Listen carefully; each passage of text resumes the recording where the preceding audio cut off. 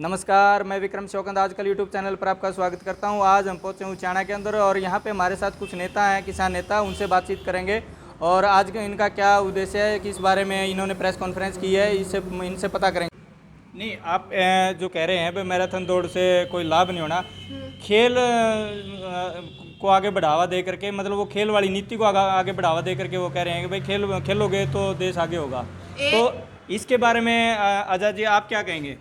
भाई देखो, मैं तो ये कहना चाहता हूँ कि एक टी शर्ट का जी और एक स्पोर्ट शूज का जी फ्री में दे के ना हमारे युवाओं को गुमराह करना चाहते हैं। जी। अब विधानसभा के अंदर ए क्लास, बी क्लास और सी क्लास का जो खेल कोटा था वो तो इन्हें खत्म करवा दिया। कहाँ ये युवाओं को किस मैराथन की बात करते हैं? जब खेल कोटा करा दिया, सिर्फ 4th क्लास में खेल कोटा रखा है, तो क्या हम ये माने कि जो ओलंपिक से, एशियाड से और कॉमनवेल्थ से गोल्ड मेडल ले आएंगे बच्चे, क्या वो पानी पिलाने के लिए लगेंगे? क्या 4th क्लास लगेंगे? वो सरकार की मानसिकता ओछी है। सरकार के पास ना कोई ठोस एजेंडा है, ना कोई ठोस नीति है। खुद दुष्यंत चौटाला उन बिलों का समर्थन करने वाला है। तो दुष्यंत चौटाला ने, अगर देवीलाल की नीतियों में विश्वास है, जिस देवीलाल ने खेल को बढ़ावा दिया था और आज उसके पोते के उसमें समर्थन में जो सरकार के अंदर आज इसका समर्थन है, और इस बीजेपी सरकार ने ए क्लास की, बी क्लास की और सी क्लास का खेल कोटा ही खत्म कर दिया, तो क्या जो खिलाड़ी है उनको नौकरी किस प्रकार से मिलेगी? नहीं, फिर खेल का महत्व क्या रह गया? क्या महत्व रह गया खेल का? खेल का कोई महत्व नहीं रहा। और किस लिए खिलाड़ी, कोई हरियाणा एक खेलों का हब था जी, और यहाँ से एशियाड के अंदर भी पूरे देश के अंदर आधे मेडल हरियाणा के आते थे। ओलंपिक में भी जितने मेडल आए अकेले हरियाणा से आधे मेडल। तो हरियाणा के अंदर ए क्लास और बी क्लास और सी क्लास के अंदर खेल कोटा खत्म किया जाता है। तो ये सरकार के लिए डूब मरने की बात है, और सबसे ज़्यादा डूब मरने की बात दुष्यंत चौटाला के लिए है जी।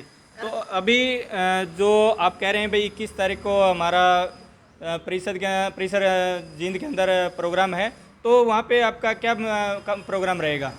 तो 21 तारीख को हमारी अधूरी मांगे हैं, किसान आंदोलन को स्थगित करवा दिया था सरकार ने झूठ बोल के, उनकी सभी मांगों को लेकर, और जो हमारी महिला आंगनवाड़ी वर्कर है, हेल्पर है, उनकी मांगों को लेकर, और किसानों के जो फसल खराब हुई थी उसको मुआवजे के लेकर हम विरोध प्रदर्शन करेंगे और इस सरकार को जगाने का कार्य करेंगे, और उसके बाद डीसी साहब के माध्यम से सरकार तक ज्ञापन भी पहुंचाने का कार्य करेंगे कि जो हमारी अधूरी मांगे हैं, जैसे कि एमएसपी पर एक कमेटी बने और एमएसपी पर फसल खरीद का कानून बने, एक नौकरी मिले, जो किसान शहीद हुए हैं उनको उचित मुआवजा मिले, जिन किसानों पर मुकदमे दर्ज थे वो उनकी केस की वापसी हो, क्योंकि अभी तक सभी केसों की वापसी नहीं हुई है। इसलिए सरकार, क्योंकि सम्मन भी आए हैं, सम्मन बार बार आए थे, खुद हमारी जिला प्रधान है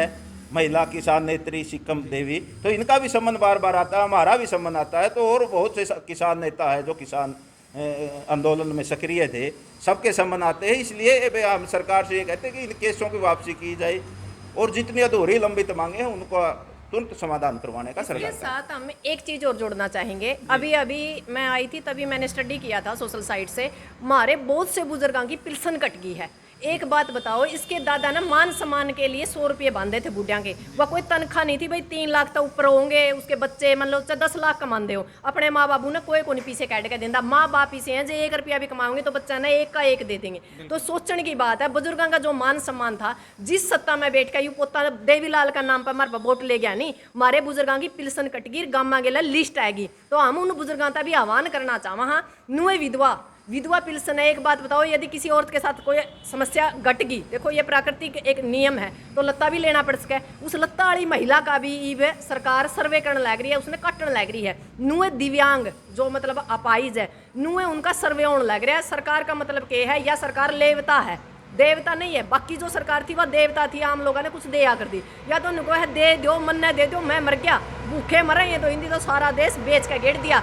तो हम दोबारा ही सरकार ने एक मांग पत्र के अंदर हम यह चीज भी डालेंगे, भाई हमारी विधवा है, हमारे बुजुर्ग हैं, हमारे जो दिव्यांग हैं, उनकी पेंशन ज्यों की त्यों बरकरार रखी जाए, नहीं दोबारा तो फिर आंदोलन होगा। अभी सरकार का बयान था कि जो 2 लाख फैमिली आईडी में इनकम थी उसको लेकर के मतलब ये नियम था कि वह पेंशन बंद होगी, तो दोबारा से वो 3.5 भी कर दी गई है और कुछ बुजुर्गों की पेंशन आई भी है। तो एक बात बताओ जी, 3.5 तो जो उसके घर में कोई बहू बेटी प्राइवेट नौकरी भी करे है ना, तो भी 3.5 हो जाए। कोई 3.5 में तो बात को नहीं, 3.5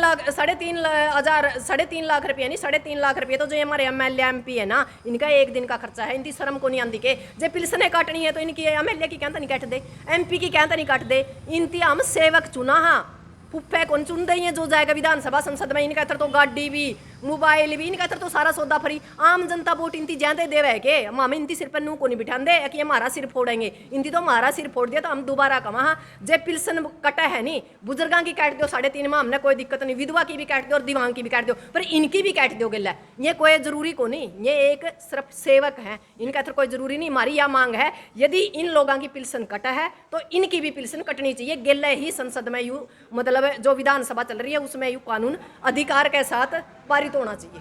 धन्यवाद, जय हिंद, जय जवान।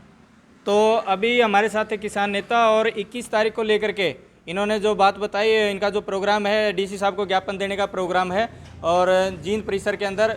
तो वीडियो अच्छी लगे तो लाइक शेयर और कमेंट जरूर करें। धन्यवाद, जय हिंद।